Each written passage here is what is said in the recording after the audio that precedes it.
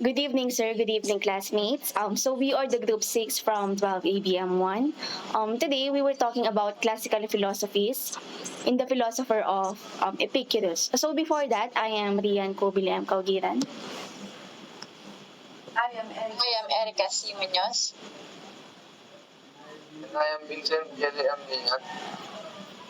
So today, um,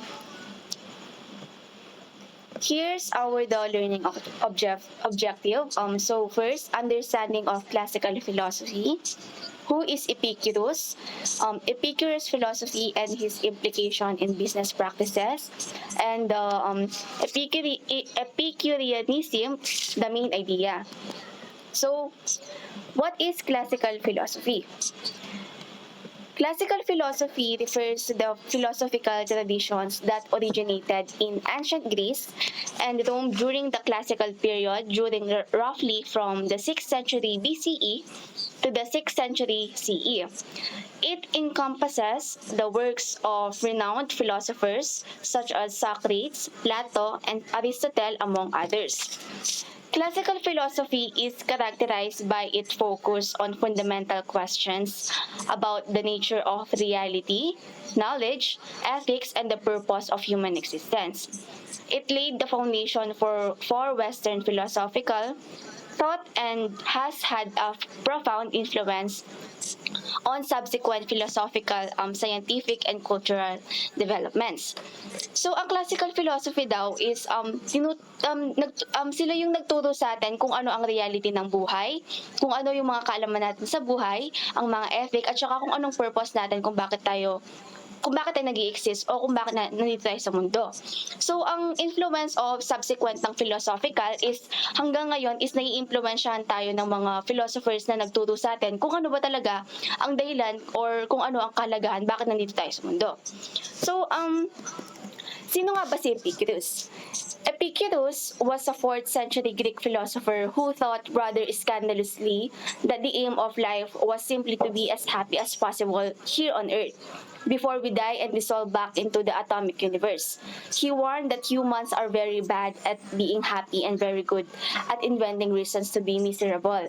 According to Epicurus, the key to achieving a life of tranquility was to eliminate unnecessary desires and fears. He believed that the fear of death and the fear of the gods were irrational and that they cause unnecessary anxiety. Epicurus thought that the gods, if they existed, were not concerned with human affairs and should not be feared. So sabi dito, si Epicurus daw ay pang-4 na century Greek philosopher na nagturo sa ating mga sinaunang tao. So ang iniaim sa buhay ni Epicurus is kaya mong mamuhay ng simple sa mundo, possible yon. Kung kaya mong mamuhay ng simple sa mundo is kaya mo ring maging masaya sa simpleng bagay. So, sabi dito ni Epicurus is ang mga tao daw or humans ay hindi daw sila magaling kung paano gumawa ng paraan para maging masaya.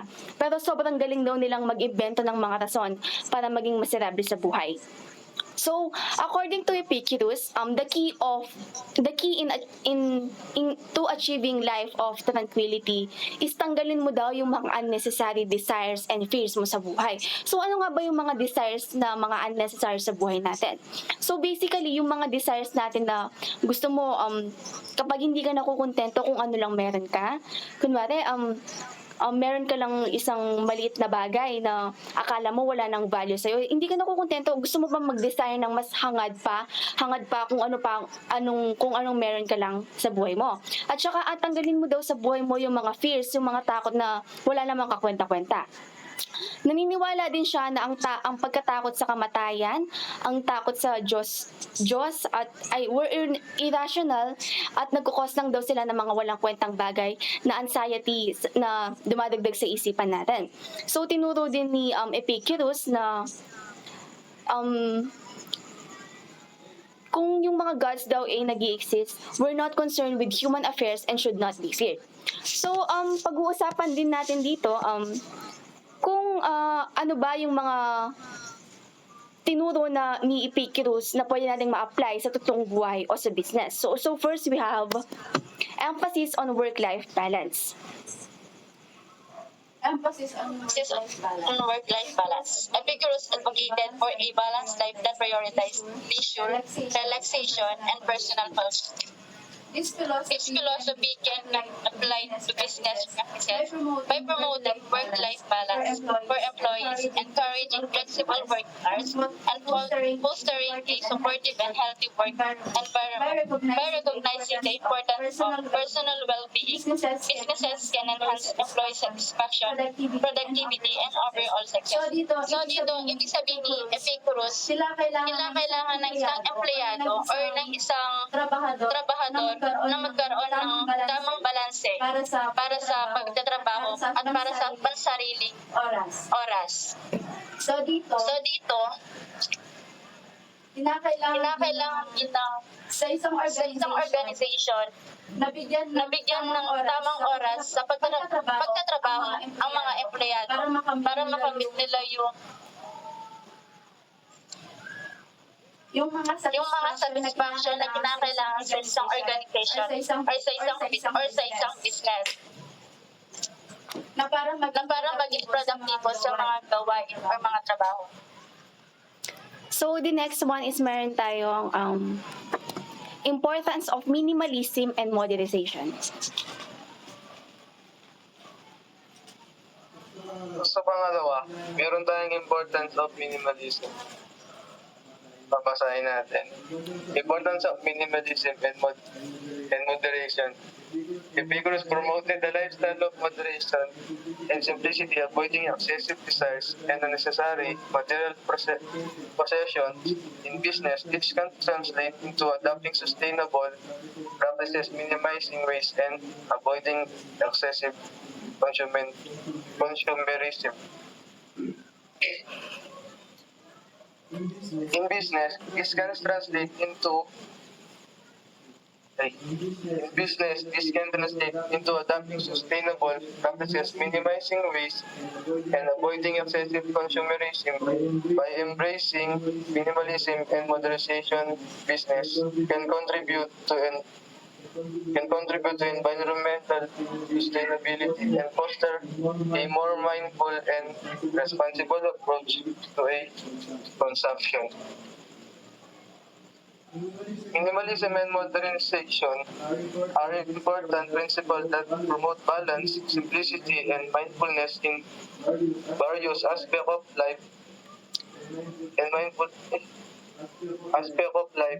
Minimalism encourages simplifying possession, commitment, and instruction to focus on what truly matters, leading to less clutter and stress.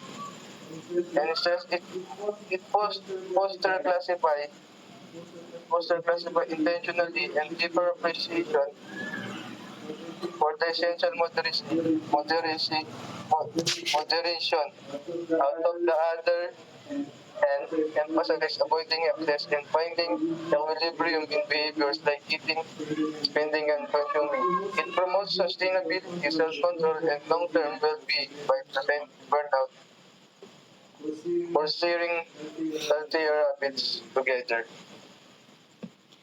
So gaya ng sabi ni Vincent, sabi ni Epicurus is tanggalin or bawasan natin yung mga desire natin sa buhay, yung mga unnecessary na materials na kinaka-obsess or mga kinaka-adikan natin. So ma-apply natin to sa business in terms of bawasan daw ay can translate into adopting sustainable practices, minimizing waste, and avoiding excessive consumerism.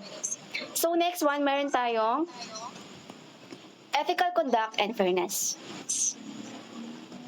ethical conduct and fairness. Epicurus emphasized honesty, integrity, and fairness in human interactions. These principles can be applied to business practices by promoting ethical conduct, transparency, and fairness in dealings with customers, employees, and and stakeholders. businesses Businesses priority priority ethical decision making responsible responsible marketing, marketing, and fair and fair treatment of employees to create to create a positive reputation and foster trust among stakeholders. So dito, ang ibig Ang ibig sabihin of Epicurus, kinakailangan natin na maging tapat in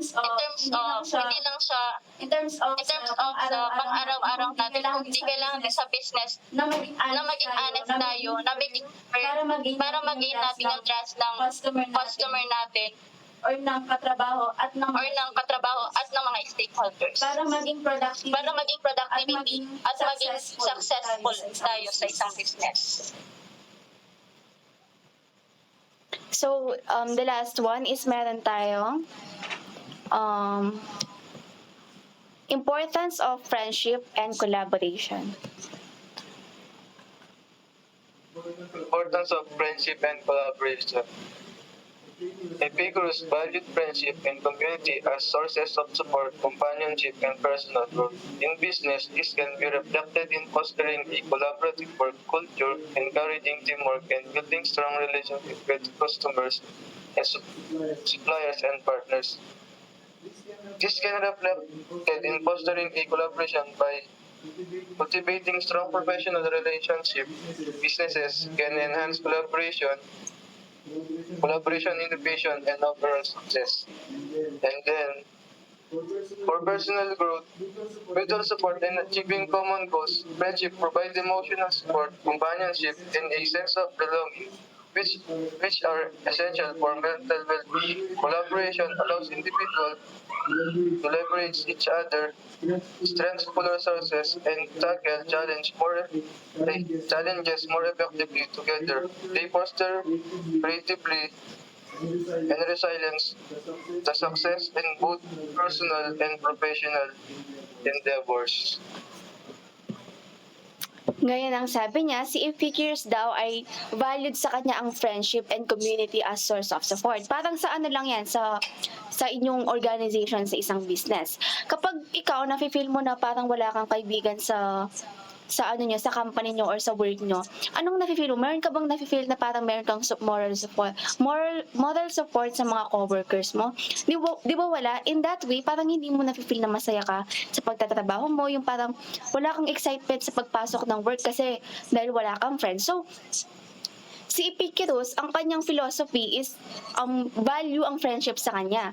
So, if you don't mind, si Epicurus sa paggawa ng mga katotohanan niya is nung mga sinaunang panahon is nagpagawa siya ng malaking bahay at yung mga nakatira doon lahat ng mga kaibigan niya. So, nakikita natin kung gaano kahalaga yung friends or mga kasama mo sa buhay, no? Yung parang kahit wala kang pamilya, kahit hindi ka nakapag-asawa, nakapag-girlfriend, ganyan, basta may friends ka, para meron kang makakasama sa buhay. Kaya ganyan na lang ka-value yung friendship kay Epicurus na gusto niyang ma-apply sa isang company or sa totoong buhay or sa mismong buhay mo.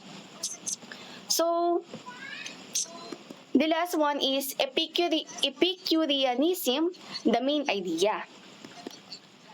Epicureanism is not about boundless enjoyment.